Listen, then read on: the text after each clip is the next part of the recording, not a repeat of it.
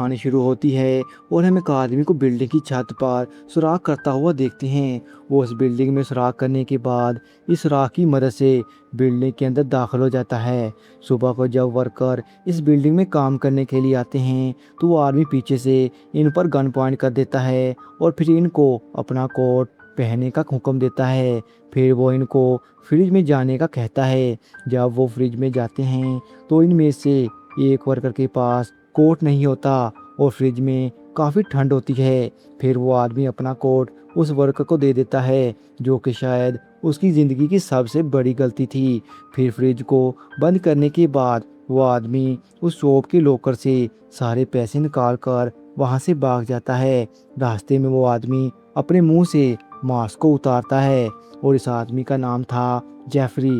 वो अभी अभी मैकडोनल्ड की ब्रांच को लूट कर आया था। इसके बाद कहानी पास्ट में जाती है। 1 साल पहले जब जेफरी की बेटी बैकी का बर्थडे था, जेफरी बैकी को उसके बर्थडे पर उसे एक पजल गिफ्ट करता है। जेफरी को पता था कि बैकी को गिफ्ट में साइकिल चाहिए थी, लेकिन उसके पास इतने पैसे नहीं थे कि वो उसके लिए एक नई साइकिल खरीद सके। जेफरी को आर्मी से निकाला था और अब उसके पास कोई काम नहीं था, जिसकी वजह से जेफरी की वाइफ तलाना भी उसे छोड़ गई थी। खैर, इस पार्टी में जेफरी का दोस्त स्टीव भी आया था। बाहर स्टीव और जेफरी आपस में बात करते हैं। स्टीव बताता है कि वो लोगों का पासपोर्ट बनाकर अच्छा खासा पैसा बना रहा है। वो जेफरी को भी कोई अच्छा सा काम ढूंढने का कहता है। स्टीव बताता है कि जेफरी, तुम्हारा दिमाग बहुत तेज है और तुम कुछ खास कर लोगे। फिर जेफरी अपनी बेटी बेकी को उसकी माँ तलाना के पास छोड़ने के लिए जाता है और वो तलाना से कहता है कि वो सब कुछ ठीक कर देगा, बस तुम वापस आ जाओ। लेकिन वो उसकी कोई बात पर ध्यान नहीं देती और बेकी को वहाँ से लेकर चली जाती है। जेफरी वापस कार में जाता है, तभी वो देखता है कि बेकी अपना गिफ्ट गाड़ी में ही भूल गई है और बेकी को गिफ्ट पसंद नहीं आया था, इसलिए वो उसे गाड़ी में ही छोड़ गई थी। फिर जेफरी की नज़र एक मैकडॉनल्ड की दुकान पर पड़ती है। वो उसके अंदर जाता है और उस बिल्डिंग को ध्यान से देखने लगता है और फिर उन वर्कर को रूटीन को भी नोट कर लेता है। इस तरह जेफरी मैकडॉनल्ड की बिल्डिंग की छत तोड़कर और वर्कर को फ्रिज में बंद कर देता है और लॉकर से सारा पैसा लूटकर भाग जाता है। पूरे अमेरिका में मैकडॉनल्ड की हज़ारों ब्रांचेस थीं, जिनमें से जेफरी अब तक 30 को लूट चुका था। फिर प्रेजेंट में आज जेफरी की बेटी का फिर से बर्थडे था। इस साल जेफरी का लाइफस्टाइल बहुत ही ज़्यादा बेहतर हो चुका था और वो शायद अमीर भी हो गया था, जिसे स्टीव भी देखकर हैरान था। तभी स्टीव की नज़र टीवी पर पड़ती है, जहां पर बताया जाता है आज सुबह रूहमैन ने फिर से मैकडॉनल्ड की एक और ब्रांच को लूट लिया था। स्टीव टीवी की आवाज़ ज़्यादा करता है, लेकिन जेफरी टीवी को बंद कर देता है। स्टीव को जेफरी पर शक होता है, लेकिन वो कुछ नहीं कहता। फिर जेफरी बेकी को उसके बर्थडे पर एक रिमोट गिफ्ट करता है। वो उस रिमोट को देखकर बहुत ही ज़्यादा हैरान होती है। फिर जेफरी बेकी को बताता है कि साइकिल को रखने के लिए गराज की ज़रूरत तो थी। इस बार पार्टी में जेफरी की वाइफ तलाना भी आई थी। बेकी जल्दी से भागकर गराज का दरवाज़ा खोलती है और अपनी नई साइकिल को देखकर बहुत ही ज़्यादा खुश होती है। तभी पीछे से कुछ पुलिस ऑफिसर जेफरी के बारे में पूछ रहे होते हैं।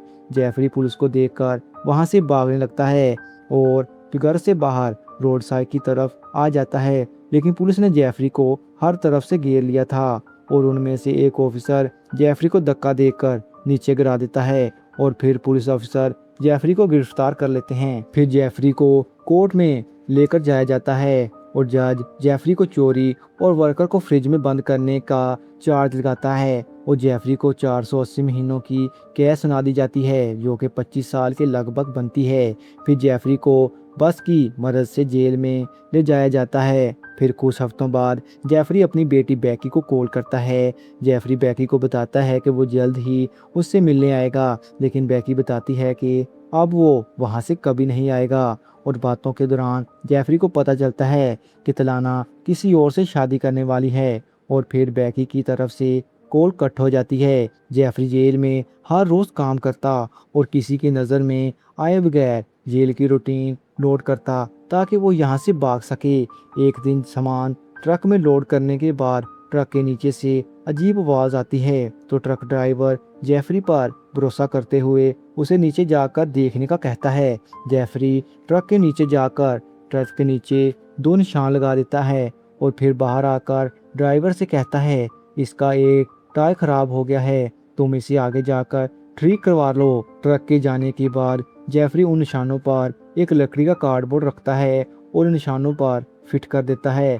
जेफरी अपने लिए कपड़े सिलता है और एक टोपी पर लोगो बनाता है ताकि वो जेल से भागने के बाद आम लोगों की तरह दिख सके। फिर कुछ दिनों बाद जेफरी फिर से ट्रक में सामान लोड करने के बाद खुद भी ट्रक के नीचे छुप जाता है और फिर आगे जाकर ट्रक की चेकिंग होती है, लेकिन लकड़ी के कवर की वजह से जेफरी बच जाता है और ट्रक कामयाबी से जेल से निकल जाता है। कुछ दूर जाने के बाद ट्रक ड्राइवर को वॉशरूम आ जाता है और वो ट्रक को रोड साइड पर लगा देता है। जेफरी ट्रक के नीचे से निकलकर वहां से भाग जाता है और अपने कपड़े बदलने के बाद वो एक कार से लिफ्ट लेकर तलाना के घर पहुंचता है। वहां वो अपनी बेटी बैकी को साइकिल चलाता हुआ देखता है। तभी उसकी नज़र एक कार वाले आदमी पर पड़ती है जो कि शायद बैकी पर नज़र रखे हुए था। फिर जेफरी एक कॉल स्टेशन जाता है और वहां वो अपने दोस्त स्टीव को कॉल करता है और उसे बताता है कि वो उस मुल्क को छोड़कर कहीं और जाना चाहता है। इसमें मुझे तुम्हारी ज़रूरत है। लेकिन स्टीव उसे कहता है, अभी सबकी नज़र तुम पर है, तुम मुझे 1 महीने बाद कॉल करना, तब तक तुम एक अंडरग्राउंड हो जाओ। फिर जेफरी बैकी को कॉल करता है लेकिन उसको तलाना उठा लेती है। जेफरी के कुछ ना कहने पर समझ जाती है कि जेफरी ने ही कॉल की है और उसे दोबारा कॉल ना करने का कहती है। फिर जेफरी की नज़र एक स्टोर पर पड़ती है। फिर वो स्टोर के अंदर जाता है, वहाँ से वो शॉपिंग करने लगता है। वहाँ पर पुलिस भी आ जाती है। जेफरी हालात ख़राब देखते हुए बाथरूम में जाता है और छत की पैनल को हटाकर ऊपर छुप जाता है। पुलिस स्टोर की जांच करती है लेकिन उन्हें कुछ नहीं मिलता। फिर काफ़ी रात होने के बाद स्टोर बंद कर दिया जाता है और सब लोग वहां से चले जाते हैं। सबके जाने के बाद जेफरी छत की पैनल से नीचे आता है और कुछ खाने के लिए ढूंढता है। हर तरफ कैमरा लगे हुए थे तो जेफरी नीचे झुक जाता है और बहुत ही केयरफुली कुछ खाना कैमरों की नज़र में आए बगैर उठा लेता है। जेफरी टीवी में न्यूज़ देखता है और वहाँ उसे पता चलता है कि पुलिस उसे ढूंढने की हर एक मुमकिन कोशिश कर रही है। इस तरह सुबह को फिर से जेफरी छत की पैनल में छुप जाता है और फिर सबके जाने के बाद फिर से पैनल से नीचे आ जाता है। जेफरी की नज़र कैमरा मैनुअल पर पड़ती है। वो उसे पूरे तरीके से रीड करता है और उसके कंट्रोल जानने के बाद जेफरी स्टोर के सारे कैमरास को बंद कर देता है। फिर वो स्टोर में खुले तरीके से जो चाहे वो खाता है। फिर जेफरी एक खुफिया जगह ढूंढ लेता है और उसे साफ करने के बाद वहां पर कुछ ज़रूरी सामान रख लेता है और दिन को खुफिया जगह पर सोता है और रात को स्टोर में मस्ती करता है। एक दिन जेफरी की नज़र बेबी कैमरा पर पड़ती है। वो उन कैमरा को सारे स्टोर में लगा देता है ताकि वो दिन में भी स्टोर पर नज़र रख सके। एक दिन जेफरी स्टोर के मालिक मिच को काम करते हुए देखता है और उसके पास स्टोर की वर्कर ली आती है और वो मिच से कुछ छुट्टियां मांगती है, लेकिन मिच छुट्टियां देने से मना कर देता है। ली बताती है कि इसका रिसेंटली डिवोर्स हुआ है और वो अपनी बेटियों को कुछ टाइम देना चाहती है, लेकिन मिच पर इसका कोई फ़र्क नहीं पड़ता। जेफरी मिच को कंप्यूटर का पासवर्ड लगाते हुए देख लेता है और फिर उसे नोट कर लेता है। रात को जेफरी उस पासवर्ड को लगाकर कंप्यूटर खोल लेता है और ली की शिफ्ट हटा देता है क्योंकि जेफरी के साथ भी जो हुआ था वैसे ही हालात अभी ली के भी दिखाई दे रहे थे। अगले दिन मिच अपने वर्कर मोटिस को बुलाता है और उससे पूछता है कि स्टोर की काफ़ी ज़्यादा कैंडीज गायब हो रही हैं, तुम्हें कैंडीज पसंद हैं तो कहीं तुम तो नहीं चोरी कर रहे। तभी ली भी वहाँ पर आ जाती है और मोटिस को वहाँ से ले जाती है। जेफरी भी ये सुन लेता है और फिर रात को काफ़ी सारी कैंडीज वो वहीं वापस रख देता है। अब 1 महीना होने वाला था। जेफरी न्यूज़ देखता है और न्यूज़ में अब जेफरी का नाम आना बंद हो गया था, इसलिए जेफरी अब बाहर जाने का फैसला करता है। वो स्टोर के पीछे वाले दरवाजे का लॉक खोलकर एक साइकिल लेता है और फिर उस स्टोर से बाहर आ जाता है। फिर एक कॉल स्टेशन पहुंचकर वो स्टीव को कॉल करता है लेकिन कॉल को स्टीव की गर्लफ्रेंड उठाती है। जेफरी स्टीव से बात करने का कहता है, लेकिन वो बताती है कि वो कुछ काम के लिए दूसरे मुल्क गया है, लगभग 6 महीनों के लिए। तुम मुझे बता दो क्या काम है। जेफरी कहता है, मैं उसका कज़न ओलिव बात कर रहा हूँ, जब भी वो आए उसे मेरे बारे में बता देना, मैंने उससे ज़रूरी काम है। फिर फ़ोन कट करने के बाद जेफरी वापस स्टोर में आ जाता है। अब क्रिसमस आने वाली थी, इसलिए ली मिच के पास जाती है और उसे चर्च में उनके साथ क्रिसमस मनाने का कहती है, लेकिन मिच आने से मना कर देता है। ली जोर देते हुए कहती है कि वो ज़रूर आए और डोनेशन के लिए अगर चाहे तो खिलौने भी ला सकता है, जो कि लोग वापस कर गए थे। ली के जाने के बाद मिच इनविटेशन को डस्टबिन में फेंक देता है। ये सब जेफरी भी देख रहा था। रात को जेफरी डस्टबिन से उस इनविटेशन को निकाल लेता है और फिर स्टोर से काफ़ी सारे खिलौने लेने के बाद चर्च पहुंच जाता है। जेफरी खिलौने बाहर रखने के बाद वहां से जाने लगता है। तभी चर्च की एक मेंबर उसे पार्टी ज्वाइन करने का कहती है। फिर जेफरी पार्टी को ज्वाइन कर लेता है। काफ़ी देर बाद जेफरी को अच्छा खाना खाने को मिला था। तभी जेफरी की मुलाकात चर्च के मेंबर से होती है। वो जेफरी से उसका काम पूछते हैं तो वो बताता है कि वो गवर्नमेंट के लिए काम कर रहा है और वो कुछ ज़्यादा इस बारे में नहीं बता सकता। वहाँ जेफरी ली से भी मिलता है। वो जेफरी को एक और इवेंट पर आने का बोलते हैं। फिर पार्टी खत्म होने के बाद जेफरी वापस स्टोर में जाता है। वो ब्रश करता है, तभी उसे पता चलता है कैंडी ज़्यादा खाने की वजह से उसके दांत खराब हो रहे हैं।